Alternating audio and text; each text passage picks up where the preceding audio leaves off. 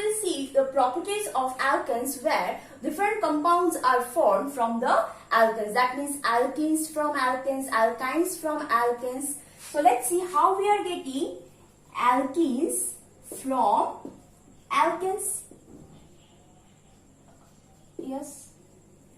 So suppose I am taking ethane because I cannot create any alkene with one carbon atom because the first member of alkene is ethene, a 2-carbon compound. Unlike alkanes where methane is the first member of the alkane hydrocarbon. So we have to take ethane for preparing alkene. Here, this is a mixture of aluminum oxide and chromium oxide at a temperature of around 720 to 725 Kelvin.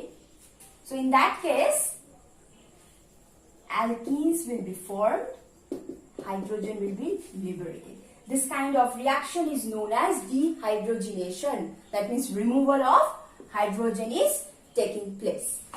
Next, let's see how we are taking alkynes. So, same alkanes to alkynes. Here also if I heat it at a very high temperature, oxygen at a temperature of 1775 Kelvin, something like that. So, we get ethyne. Next, come to alkyl halides. This to alkyl halide. For this, this would be,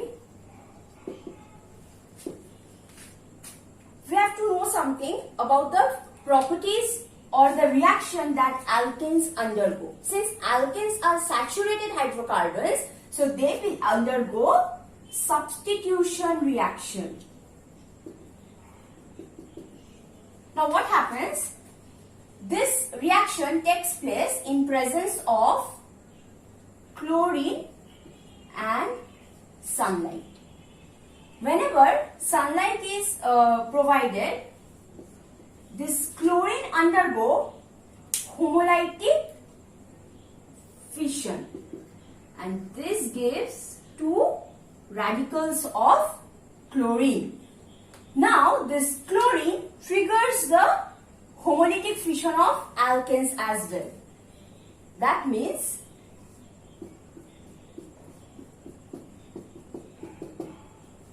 this bond between C and H will also undergo fission and this will also give rise to radicals. So this hydrogen will come out. So 1 chlorine, 1 H, they will form HCl. Clear? Now the radical that is formed on this side,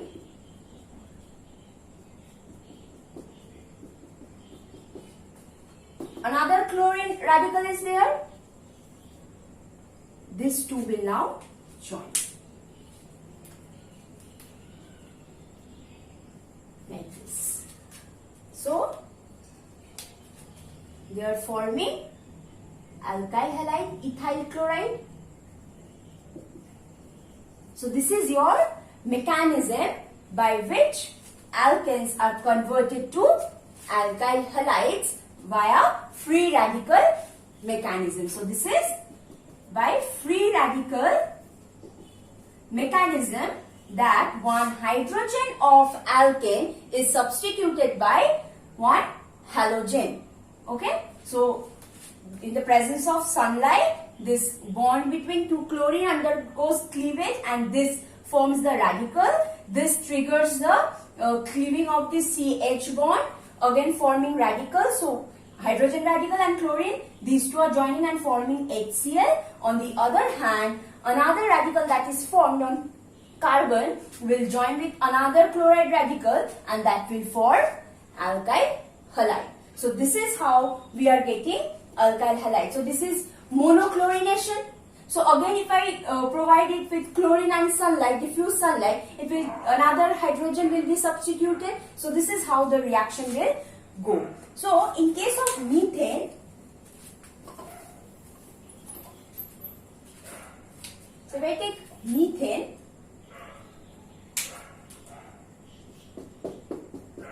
this methane will also form methyl chloride in presence of chlorine and diffuse sunlight. Now if I again provide this with chlorine and diffuse sunlight, another hydrogen will be substituted and this will form dichloromethane or 1,1-dichloromethane. Again, if I substitute this with chlorine and sunlight, again another hydrogen will be substituted. Trichloromethane, this is called chloroform. This is called chloroform.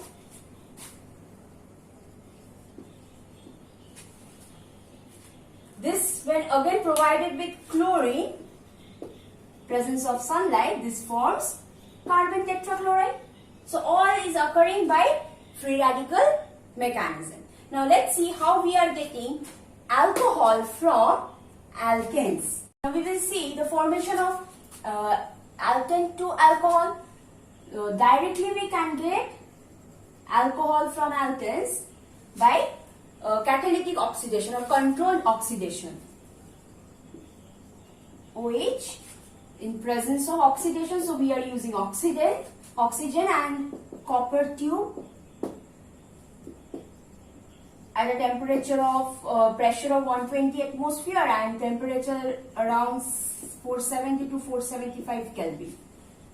So I can get alcohol directly. So if I write methane, oxygen, same condition, same methanol. So you see how directly I am getting. Next is acid. Acid also I can get directly. If I treat it with acidified K2Cr2O7, oxidizing it, I will get ethanoic acid. Here, next nitrogen containing compound, not directly but indirectly I can get if I convert alkane to alcohol, alcohol to amines, I can convert it. Now if I convert alkanes to alkyl halide, from there also I can get amines. Aldehyde. Aldehyde I can also get by oxidation, like catalytic oxidation using molybdenum oxide. I can get aldehyde,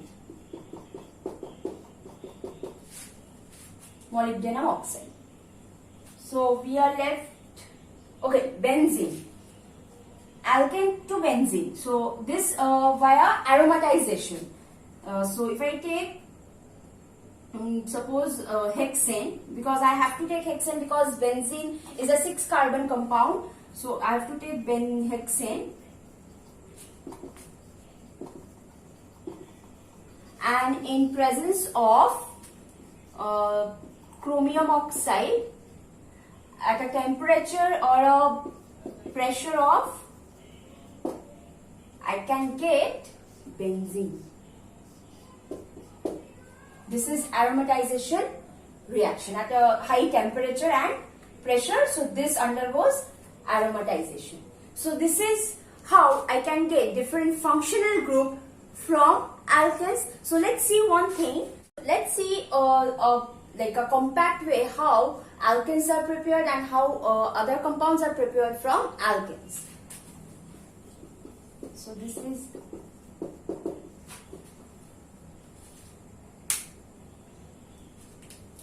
alkane to alkenes by you can say aluminium oxide, chromium at 475 or 473 Kelvin. I can also get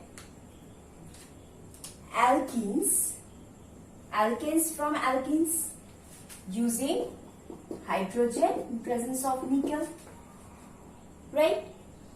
Now alkanes to alkynes. How?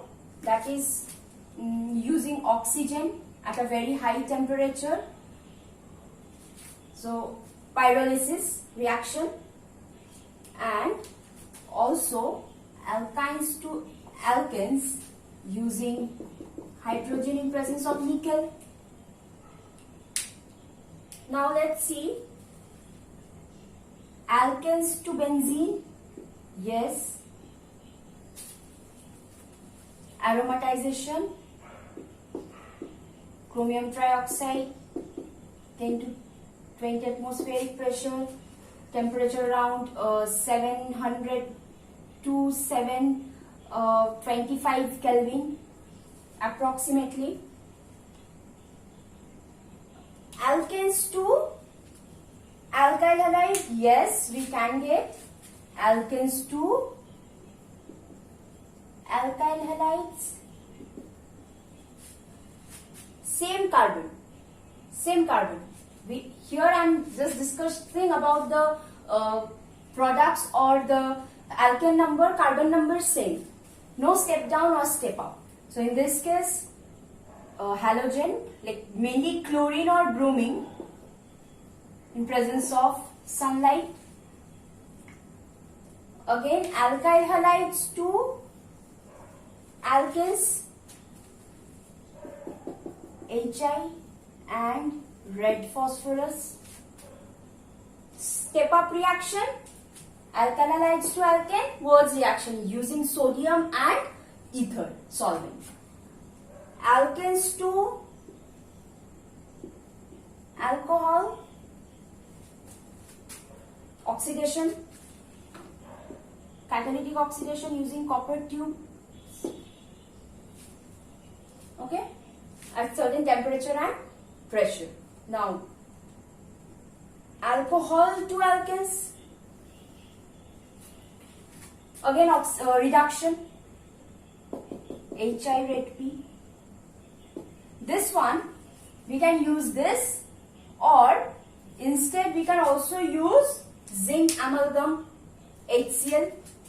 We can also use zinc amalgam HCl. This is another reagent.